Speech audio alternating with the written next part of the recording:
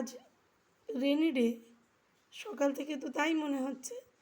আমরা বাড়ি বসেই পড়ছি।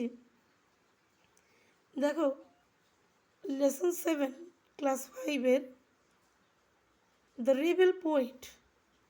রেবেল শব্দটির অর্থ কি? প্রতিবাদী, বিদ্রোহী।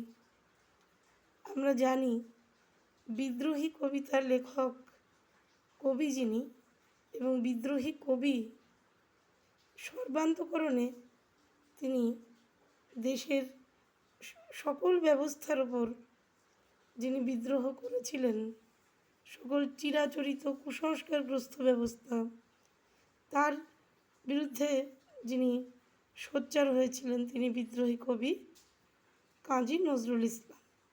ছবিতেও আমরা দেখছি, কিছুদিন আগেই তার জন্মদিন গিয়েছে। দেখো, let's begin. Let's Singh an inspiring song together. একসাথে আমরা একটা গান গাই, যে গানটা আমাদের সকলের জন্য অত্যন্ত ইন্সপায়ারিং বা অনুপ্রেরণাদায়ক। গানটা কীরকমভাবে আমরা গাইব?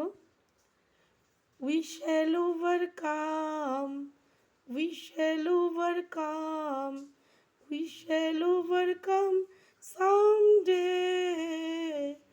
Oh, deep in my heart, I do believe we shall overcome someday. We shall overcome মানে আমরা অতিক্রম করবই।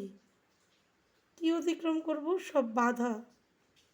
ও ডিপ ইন মাই হার্ট, আমার হৃদয়ের গভীরে আছে, আই ডু বিলিভ, আমার বিশ্বাস যে একদিন আমরা অতিক্রম করবই সব বাধা। চলো, এখানে রেবেল পোয়েটে খুব সুন্দর একটা গল্পের মাধ্যমে আমরা